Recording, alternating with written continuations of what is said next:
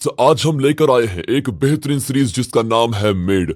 एक हिम्मत वाली औरत की कहानी जो आपके दिल छू जाएगी दोस्तों। मूवी की शुरुआत में एलेक्स नाम की एक यंग औरत को दिखाते हैं जो वॉशिंगटन में रहती है। एक रात अपने शराबी पति से लड़कर वो अपनी 2 साल की बच्ची मैडी को लेकर घर से बाहर आ जाती है। उसका पति शॉन उसे रोकने की कोशिश करता है लेकिन एलेक्स उसे इग्नोर करके चली जाती है। उसके पास सिर्फ $18 होते हैं जिसमें से $6 का वो पेट्रोल भरती है। फिर वो अपनी बेटी को लेकर अपनी फ्रेंड तान्या के घर जाती है जो कि शॉन के बेस्ट फ्रेंड एथन के साथ ही रहती है। तान्या और एथन को इनकी लड़ाई के बारे में पता होता है। तब एलेक्स रियलाइज करती है कि वो शॉन के बेस्ट फ्रेंड पर भरोसा नहीं कर सकती, इसलिए वो वहां से भी निकल जाती है और कुछ दूर जाकर अपनी कार में ही अपनी बेटी के साथ सो जाती है। सुबह एक पुलिसमैन आकर कहता है कि यहाँ पार्किंग अलाउड नहीं है, यहाँ से निकलो। एलेक्स के पास पैसे नहीं होते और वो सोशल असिस्टेंस के लिए अप्लाई करती है जो कि एक सरकारी सर्विस है। वहाँ की क्लर्क पूछती है कि तुम्हारा घर है, पति है, तुम्हारे शरीर पर डोमेस्टिक वायलेंस के भी निशान नहीं है, लेकिन तुम कहती हो कि तुम्हें सरकार की तरफ से कम रेंट पर घर और नौकरी चाहिए। मैं किस आधार पर तुम्हें नौकरी मदद करूं? तुम उतनी एजुकेटेड भी नहीं हो कि किसी नौकरी के लिए अप्लाई कर पाओ।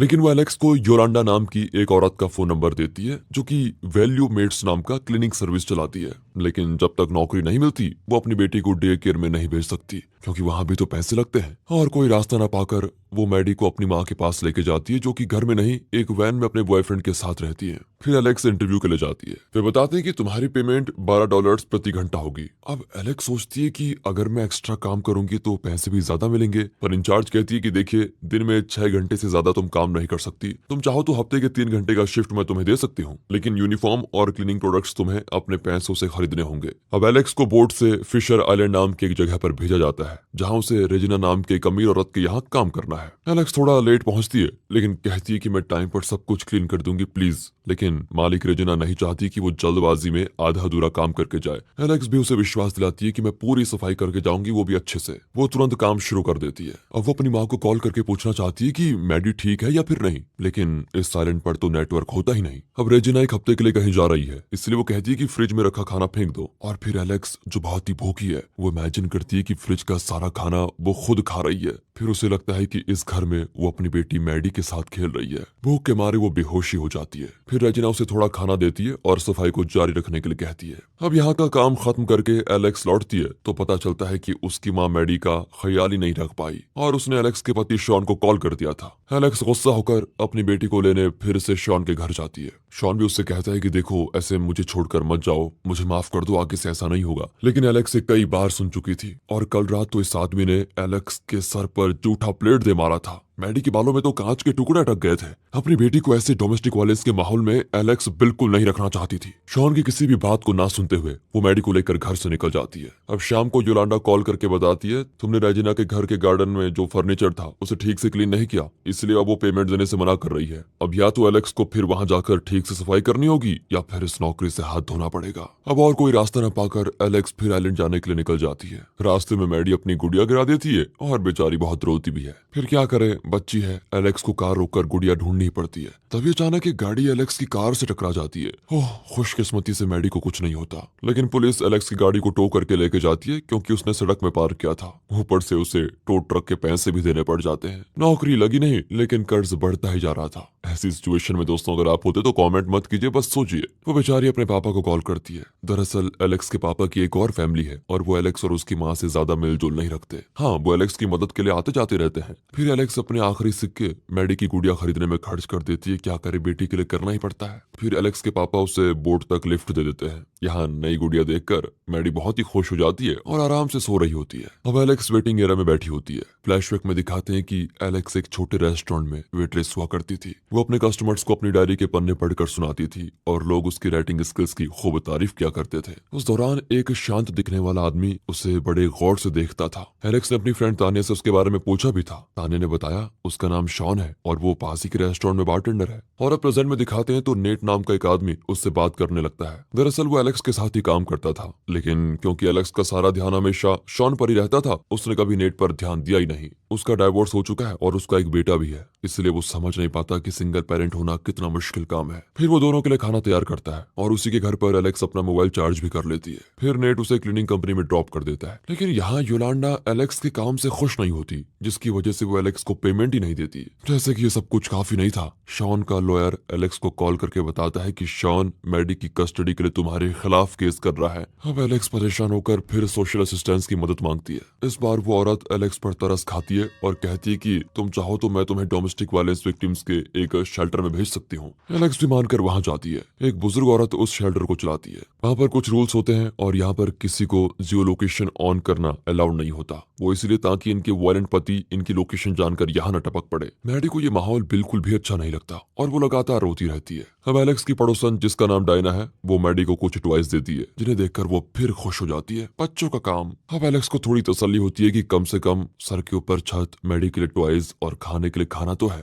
डायना भी इनकी बड़ी मदद करती है। एलेक्स मैडी की कस्टडी के सिलसिले में फिर कोर्ट जाती है, तो वहाँ उसके लॉयर्स और जज की बातें एलेक्स की बिल्कुल भी समझ में नहीं आती। जज पूछता है कि तुम कहती हो कि शॉन तुम पर जुल्म करता है, लेकिन क्या तुमने पुलिस में कंप्लेंट किया था कि तुम डोमेस्टिक वायलेंस का शिकार हो? एलेक्स ने ऐसा कोई कंप्लेंट नहीं दिया था और जज को ये भी बताया जाता है कि एलेक्स के पास नौकरी नहीं है। जज भी कह देते हैं कि जब तुम्हारे पास नौकरी नहीं है तो तुम अपनी बेटी को पालोगी कैसे? मैं तुम्हें एक हफ्ते का टाइम देता हूँ, उसके अंदर तुमने एक अच्छी नौकरी ढूंढ ली तो हम मैडी की कस्टडी तुम्हें देने के बारे में जरूर सोचेंगे, लेकिन तब तक मैडी अपने पिता के साथ रहेगी और तुम रोज उससे 2 घंटे के लिए मिल सकोगी बस। अब डायना एलेक्स को दिलासा देती है और कहती है कि रेजिना जैसे अमीर लोगों को हमें सबक सिखाना चाहिए। ऐसे लोग काम करवाते हैं और पेमेंट देते नहीं, जैसे तुम्हारे साथ हुआ है। दरअसल रेजिना अपना बड़ा घर बेचने जा रही है। डायना और एलेक्स बायर्स की तरह उस आइलैंड पर जाती है। फिर एलेक्स रेजिना की मैनेजर को डिस्ट्रैक्ट करती है और तभी डायना रेजिना का कॉस्टली डॉग चुरा लेती है ताकि बाद में रेजिना से डॉग के लिए फिरौती मांग सके। लेकिन अंदर से कहीं न कहीं एलेक्स इलीगल काम नहीं करना चाहती और रेजिना को कॉल करके सब बता देती है कि तुम्हारा डॉग मेरे पास है। इतनी मुश्किलों के बीच भी एलेक्स की ऑनेस्टी अगर आपको पसंद आई हो दोस्तों तो वीडियो को लाइक जरूर कीजिए। अब रेजिना एलेक्स पर उल्टा पुलिस कंप्लेंट करने की धमकी देती है, तो गुस्से में एलेक्स उसे अपनी परेशानी बताने लग जाती है।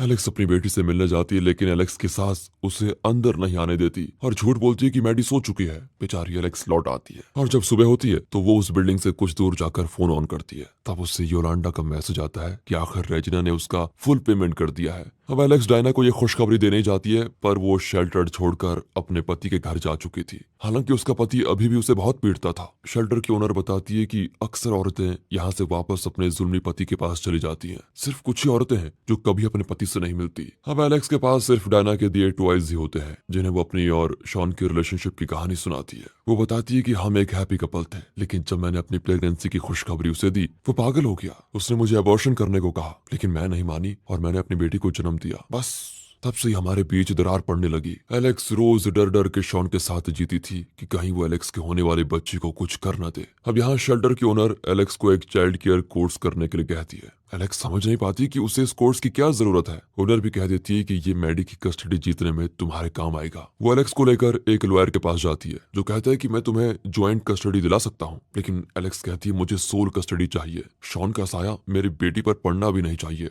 लॉयर भी कह देता है कि ये उतना आसान नहीं है, क्योंकि तुम शॉन को बिना बताए 3 दिन तक बच्चे को लेकर लापता रही और इमोशनल अब्यूज को कानून अब्यूज नहीं मानता। इस वक्त तुम्हें एक विटनेस की जरूरत है और कुछ फॉर्म्स भी साइन करने होंगे। एलेक्स वेलफेयर ऑफिस में बहुत देर वेट करती है, लेकिन वहाँ सब कुछ इतना धीरे होता है कि एलेक्स 2 घंटे बाद वहाँ से निकल जाती है। वो क्लीनिंग ऑफिस जाती है तो योलांडा उसे कारा नाम की पार्टनर के साथ क्लीनिंग के लिए घर में भेज देती है। वो घर इतना गंदा होता है कि एलेक्स सांस भी नहीं ले पाती। ऊपर से उसे इस काम के बारे में उतना पता नहीं होता, तो शुरू में उसे सब कुछ बहुत ही मुश्किल लगता है। कारा तो बड़ी तेज थी, वो हॉल बेडरूम जैसी जगह चुनकर उन्हें साफ कर देती है और बेचारी एलेक्स को गंदा टॉयलेट और किचन को साफ करने का काम किया जाता है। एक तरफ एलेक्स मेहनत कर रही होती है तो दूसरी ओर कारा आराम से फोन पर लगी होती है। हर तरफ कॉकरोचेस और छोटे छोटे इंसेक्ट्स पड़े होते हैं मरे हुए। कई घंटों की सफाई के बाद एलेक्स से बदबू बर्दाश्त नहीं होती और वो उल्टी कर देती है। अब उसके कपड़ों से भी बहुत बदबू आने लग जाती है। अगले दिन वो फिर चाइल्ड केयर कोर्स में जाती है, जहाँ टीचर बताता है कि एक अस्थायी परिवार में पल रहे बच्चे हमेशा स्ट्रेस में रहते हैं।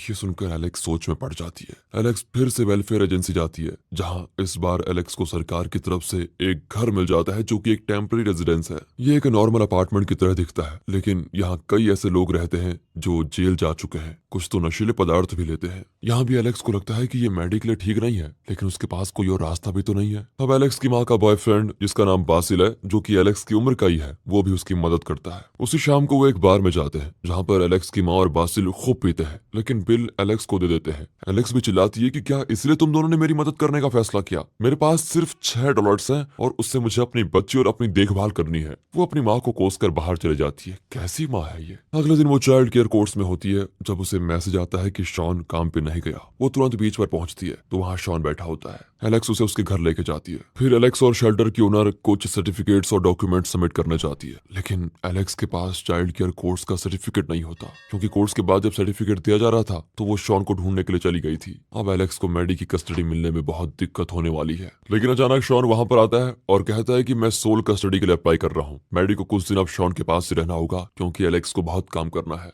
अब नेट एलेक्स को अपने पिता की पुरानी कार देता है और उसे थैंक्स गिविंग के लिए अपने घर पर इनवाइट करता है, लेकिन एलेक्स भी कह देती है कि मेरे सर पर पहाड़ जितना काम है और फिलहाल मुझे तुम्हें डेटिंग करने में कोई इंटरेस्ट नहीं है। एलेक्स को फूड के लिए हफ्ते के $67 मिलते हैं, लेकिन उसे बचत के बारे में कुछ पता नहीं होता और वो एक ही दिन में पूरे पैसे खर्च कर देती है। फिर वो मैडी को शॉन के पास छोड़कर काम पर जाती है। काम के दौरान वो नोटिस करती है कि कुछ अमीर घर की औरतें बहुत सारा खाना फेंक देती हैं और एलेक्स कई टिन फूड कैंस को घर उठा लाती है। काम खत्म करके अपनी डायरी में वो बहुत कुछ लिखती भी है। फिर वो एक डेटिंग साइट पर जाती है और एक नए पार्टनर की तलाश करती है, लेकिन उसमें वो शॉन की प्रोफाइल देखती है जिसमें उसने लिखा होता है कि वो एक नॉन ड्रिंकिंग सिंगल फादर है। ये देखकर वो उस साइट से बाहर आ जाती है। अगले दिन वो रजना का घर साफ करने जाती है। काम के बीच में वो वहाँ की लग्जरी को भी एक्सपीरियंस करती है। इसी बीच उसे डेटिंग साइट से एक आदमी मैसेज करता है, तो एलेक्स उसे रजना के बड़े घर में इन्वाइट कर लेती है। वो आदमी के साथ ऐसे पेश आती है मानो वो घर इसी का हो, वो घर की मालकिन हो। तभी कार की आवाज को सुनकर एलेक्स थोड़ा नर्वस हो जाती है और उस आदमी को घर से निकालकर बाहर भेज देती है, क्योंकि रेजिना लौट चुकी थी और रेजिना लौटते वक्त बहुत परेशान भी दिख रही थी।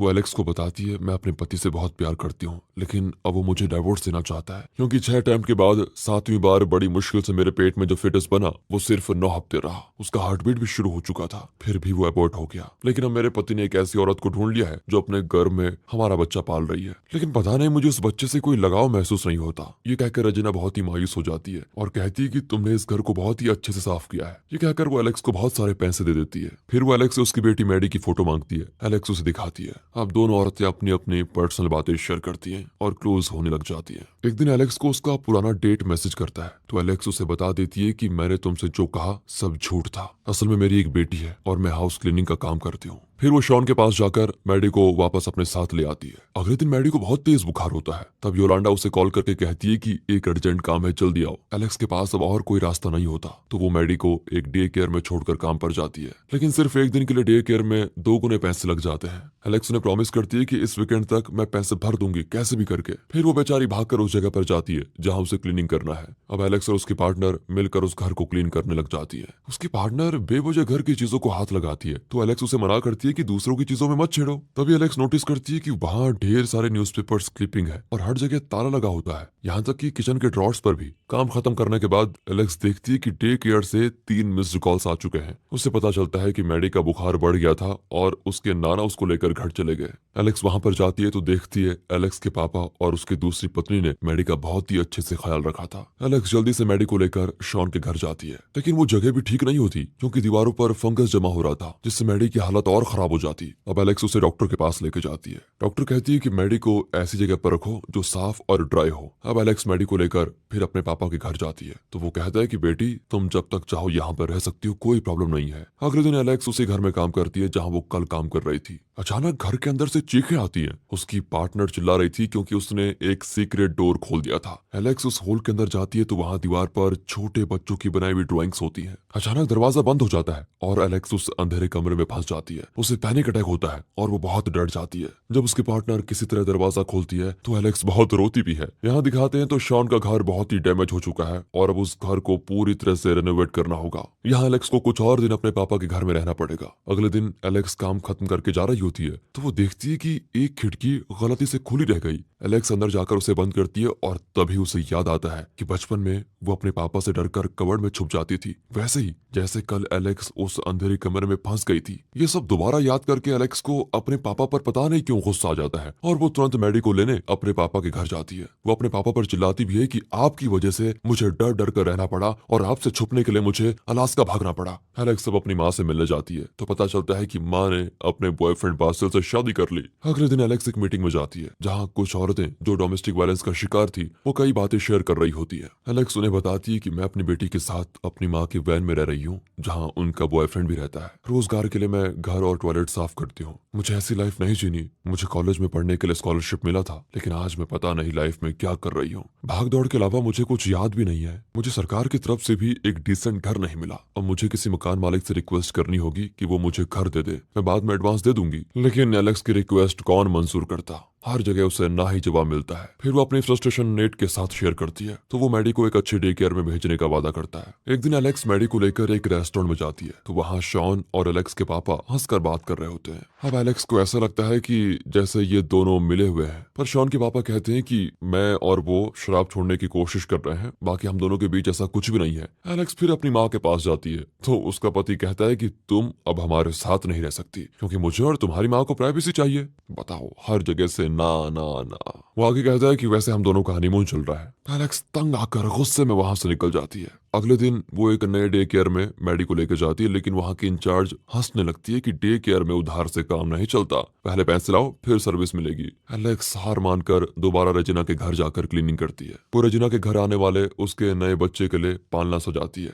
रेजिना उससे बताती है कि मुझे एक फुल टाइम नैनी की जरूरत है जो यहीं रहकर मेरे बच्चे की देखभाल कर सके। अब ये सुनकर एलेक्स को लगता है कि अगर वो ये काम कर ले तो उसकी भी प्रॉब्लम सॉल्व हो जाएंगी। वो रेजिना से कहती है कि एक काम करिए ना, आप मुझे नैनी की जगह पर रख लीजिए। लेकिन रेजिना ने पहले से ही दूसरी एजेंसी को नैनी के लिए एडवांस दे दिया था, इसलिए वो एलेक्स को नहीं रख सकती। एलेक्स एक और औरत से मिलती है जिसे गार्डनर की जरूरत है और वो एलेक्स को इस काम के लिए अच्छी सैलरी भी देने को तैयार है। एलेक्स तो खुशी से झूम उठती है। अच्छी सैलरी किसी को भी मिल जाए तो ऐसा ही होता है दोस्तों। वो मैडी को लेकर अपनी नई मालकिन के घर जाती है। वे बहुत ही अच्छे लोग होते हैं और मैडी के लिए बर्थडे पार्टी भी करते हैं। एलेक्स के सारे फ्रेंड्स और रिलेटिव्स उस पार्टी में आते हैं। उसकी माँ भी आती है और कहती है कि बासिल ने मुझे छोड़ दिया बेटी, मुझे वैन से धक्का देकर मेरी सारी चीजें हड़प कर लेके गया। मतलब अब ये भी एलेक्स की तरह बेघर है। इसी बीच शॉन की गर्लफ्रेंड वहाँ ड्रिंक्स लेकर आती है और देखते देखते बच्ची की बर्थडे पार्टी एडल्ट्स पार्टी में बदल जाती है। एलेक्स की मालकिन इस बात से खुश नहीं होती और एलेक्स भी ये नोटिस कर लेती है। देर रात को पार्टी खत्म होती है और तब जाकर वे सभी घर जाते हैं। सुबह एलेक्स उठती है तो उसकी मालकिन देखती है कि शॉन रात को पार्टी के बाद घर का दरवाजा लॉक कर अंदर ही सो गया और वो भी नंगा।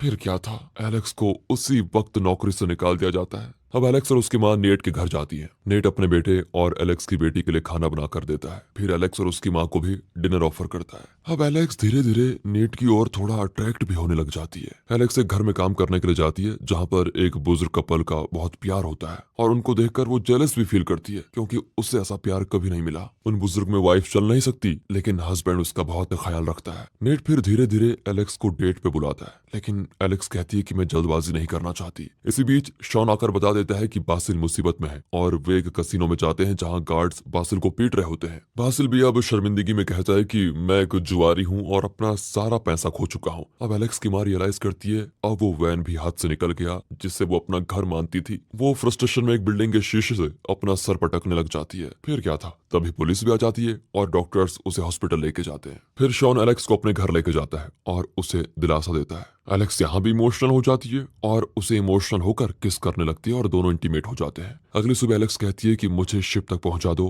ताकि मैं रेजिना के घर जा पाऊं, लेकिन शॉन उसे नेट के घर लेके जाता है। नेट भी गुस्सा होता है कि एलेक्स ने शॉन के साथ रात बिताई जबकि सिर्फ नेट एलेक्स की मदद कर रहा था। वो अब एलेक्स की मदद नहीं करना चाहता और उसे घर से निकल जाने को कह देता है। हॉस्पिटल में एलेक्स की माँ चुप नहीं रहती, बुरा भला कह देती है और वायलेंटली बिहेव करती है। साइकेट्रिस्ट कहती है कि इसे आइसोलेशन में रखना होगा वरना दूसरों की नहीं उसकी अपनी जान खतरे में पड़ सकती है। एलेक्स की माँ तो हॉस्पिटल से निकलना चाहती है लेकिन एलेक्स उसकी बात नहीं मानती। अब एलेक्स शॉन के घर में ही रहने लग जाती है लेकिन अलग अलग कमरे में। वो ठान लेती है कि जैसे ही उसे दूसरा घर मिलेगा वो यहाँ से निकल जाएगी। अगले दिन एलेक्स रेजिना के घर जाती है तो वो बहुत ही परेशान दिखती है। वो कहती है मुझे बाथरूम जाना है, तुम बच्चे को संभाल लो प्लीज। एलेक्स बच्चे के साथ बहुत ही अच्छे से घुल मिल जाती है। रेजिना और परेशान हो जाती है क्योंकि 4 दिन इस बच्चे के साथ रहकर भी वो बच्चे के साथ एडजस्ट नहीं कर पाई। एलेक्स उसे शांत करके सुला देती है। तभी उसको एक यूनिवर्सिटी से कॉल कॉल आता है कि 4 साल पहले का एप्लीकेशन अब काम नहीं आएगा, अगर तुम फिर से पढ़ना चाहती हो तो नया एप्लीकेशन भेजो। एलेक्स वैसा ही करती है। इतने में रेजिना जाग जाती है और एलेक्स को थैंक करती है।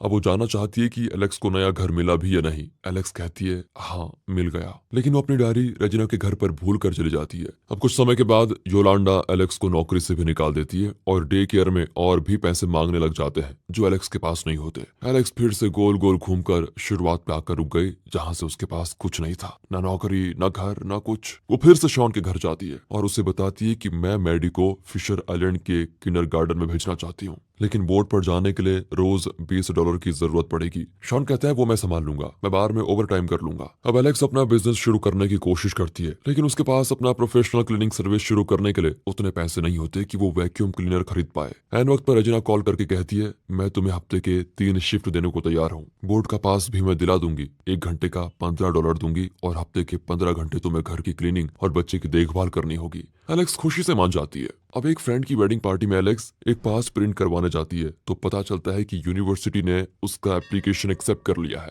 अब उसे स्कॉलरशिप मिलेगा और वो आगे पढ़ पाएगी। लेकिन अब शॉन गुस्सा हो जाता है कि मुझे क्यों नहीं बताया कि तुमने पढ़ने का प्लान बनाया है, मैं तुम्हारे लिए ओवर टाइम कर रहा हूँ और तुम मुझे छोड़कर जाना चाहती हो। सुबह एलेक्स देखती है कि उसकी कार जो नेट ने उसे दी थी वो गायब है। शॉन कहता है कि मैंने उसे नेट को लौटा दिया है। अब एलेक्स कहीं भी नहीं जा सकती, काम पे भी नहीं। एलेक्स हार मान चुकी थी और फूट फूट कर रोती भी है। शॉन काम से लौटता है तो ढेर सारा बियर लेके आता है। अब सब कुछ पहले जैसा हो गया है। एलेक्स 1 महीने से काम पर नहीं गई तो रेजिना खुद यहाँ पर आ गई थी। शॉन दरवाजा खोलता है तो रेजिना कहती है मुझे एलेक्स को उसकी डायरी लौटानी है, पर शॉन कहता है वो यहीं पर है लेकिन किसी से नहीं मिलेगी। ये कहकर वो डायरी ले लेता है और रेजिना के मुंह पे दरवाजा बंद कर देता है। रेजिना खिड़की से एलेक्स को देखती है। शॉन एलेक्स को उसकी डायरी देता है जिसके अंदर रेजिना का बिजनेस कार्ड होता है, लेकिन एलेक्स उस कार्ड को इग्नोर कर देती है। अब उसे शॉन के शराब पीने की और अपनी बेमतलब की लाइफ की आदत पड़ गई है। वो किसी से मिलना जुलना नहीं चाहती और दूर से लोगों को ताकती रहती है। उसके लिए हर दिन पहले दिन का ही रिपीट जैसा लगता है। और एक दिन शॉन शराब पीकर घर आता है और कहता है कि उसने कैश रजिस्टर में गलत कैलकुलेशन की जिसकी वजह से उसकी नौकरी चली गई। एलेक्स पूछती है कि अब हम बच्ची को कैसे पालेंगे। इस पर तो शॉन चिल्लाता है और उस पर कोई चीज जोर से फेंक देता है। एलेक्स चौंक कर खड़ी रहती है। शॉन के बाहर जाते ही वो मैडी को उठाकर घर छोड़कर चली जाती है। वो रेजिना को कॉल करती है और वो जल्दी वहां कर एलेक्स को अपने घर लेके जाती है, लेकिन एलेक्स के लिए अब रेजिना का घर भी सेफ नहीं है और वो उसी शेल्टर के ओनर के घर जाती है। वहां एलेक्स और मैडी को रहने की जगह दी जाती है। कई दिनों तक एलेक्स कुछ नहीं करती, सिर्फ खाती और सोती रहती है। पर ऐसा कब तक चलता, फिर वो कुछ काम करने का फैसला करती है। शेल्टर की ओनर उसको एक नए नंबर के साथ नया फोन ला कर देती है। उससे एलेक्स अपनी माँ को कॉल करती है और फिर रेजिना से मिलती है। रेजिना कहती है मैंने तुम्हारी डायरी पढ़ी और मुझे तुम्हारी राइटिंग बहुत ही पसंद आई। वैसे तुम उस यूनिवर्सिटी का स्कॉलरशिप एक्सेप्ट क्यों नहीं कर लेती? तुम जितना चाहो पढ़ सकती हो, मैं तुम्हें और तुम्हारी बेटी को सपोर्ट कर सकती हूँ, वो भी पूरा। पर एलेक्स कहती है मुझे और शॉन को मैडी की ज्वाइंट कस्टडी मिली है, इसलिए मैं उसको छोड़कर कहीं नहीं जा सकती। अब रेजिना जो कि एक कॉर्पोरेट लॉयर है, वो कहती है कि अब से तुम किसी और लॉयर की झंझट में मत पड़ो, क्योंकि आज से तुम्हारा केस मेरी लॉयर एजेंसी लड़ेगी, वो भी फ्री में। अब एलेक्स कॉलेज स्कॉलरशिप के लिए डॉक्यूमेंट्स रेडी करने लग जाती है। इसी बीच उससे क्लीनिंग के लिए कॉल आता है। एलेक्स उसके घर जाती है तो पता चलता है उसके पास पैसे नहीं है, लेकिन वो प्रॉमिस करती है कि अपने ग्रुप में वो एलेक्स की सर्विसेज के बारे में जरूर शेयर करेगी। एलेक्स उसका काम भी कर लेती है। उसके बाद उसके ग्रुप से एक के बाद एक करके कई औरतें उसे काम देती हैं और फिर पैसे भी मिलते हैं। वो धीरे धीरे अपनी पढ़ाई के लिए पैसे जमा करने लग जाती है। फिर $400 के लिए एक कार भी खरीद लेती है। एक फेस्टिवल के दौरान एलेक्स अपनी माँ से मिलती है, जो बताती है उसने बासिल की मदद से उस हॉस्पिटल को छोड़ दिया और अब बासिल को अपनी लाइफ से धक्के मार कर निकाल दिया है। अब उसका एक नया बॉयफ्रेंड है। एलेक्स अपनी माँ को छोड़ना नहीं चाहती और कहती है तुम भी मेरे साथ कॉलेज चलो माँ, लेकिन वो कहती है कि पढ़ाई जैसी बोरिंग चीज मैं नहीं करूंगी। अब एलेक्स अच्छे खासे पैसे कमा चुकी है और उसे पैसों की अहमियत भी समझ में आ गई है। अब वो सेकंड हैंड बुक कम दाम पर खरीद कर पढ़ती है। रेजिना के द्वारा अरेंज की भी लॉयर एलेक्स को बताती है कि अगर तुम कोर्ट में हियरिंग के लिए नहीं आई तो तुम्हें मैडी की सोल कस्टडी नहीं मिलेगी। अब एलेक्स दुविधा में होती है क्योंकि 2 दिन में उसे कॉलेज ज्वाइन करना है। अगर वो कॉलेज चली गई तो उसे सरकार की तरफ से मिलने वाला स्टेफन और घर नहीं मिलेगा। लेकिन तब शॉन एलेक्स से मिलने आता है और कहता है कि शराब की वजह से मैं उस दिन खुद पर कंट्रोल नहीं कर पाया, मुझे अभी केस नहीं लड़ना, तुम मैडी की सोल कस्टडी ले सकती हो। एलेक्स की माँ उन दिनों को याद करती है जब एलेक्स और वो एलेक्स के पिता से बचकर अलास्का भाग गई थी। वो मेरी जिंदगी का सबसे खुशी का दिन था बेटा, और अब मैं भी तुम्हारे साथ मोंटाना जाना चाहती हूँ। एलेक्स खुश हो जाती है और फिर शॉन के घर जाकर अपनी चीजें निकाल लेती है। फिर वो उसी शेल्टर के ओनर से मिलती है और उसको थैंक करके रेजिना को भी थैंक करना चाहती है, क्योंकि उसने भी एलेक्स की मदद की थी। वो अपनी माँ को लेने जाती है, लेकिन वो कहती है मुझे मोंटाना नहीं जाना, मुझे इसी बॉयफ्रेंड के साथ रहना है। इसकी माँ भी बड़ी कंफ्यूज है। एलेक्स अपनी माँ से विदा लेती है और डोमेस्टिक वायलेंस से पीड़ित औरतों की आखिरी मीटिंग में वो सबको बता देती है कि मेरी लाइफ का सबसे अच्छा दिन वो होगा जब मैं कॉलेज में एंटर करूंगी। वहां पहाड़ों के बीच में अपनी बेटी के साथ टहलूंगी और कॉलेज की डिग्री हासिल करके एक बहुत बड़ी राइटर बनूंगी। आखिरी फुटेजेस में दिखाते हैं कि एलेक्स का ये सपना पूरा भी हुआ। सब्सक्राइब करें, सपोर्ट करें। इसी के साथ ये सीरीज खत्म होती है। मिलते हैं अगली वीडियो में, तब तक के लिए गुड बाय। ख्याल रखें अपना and finally thanks for watching.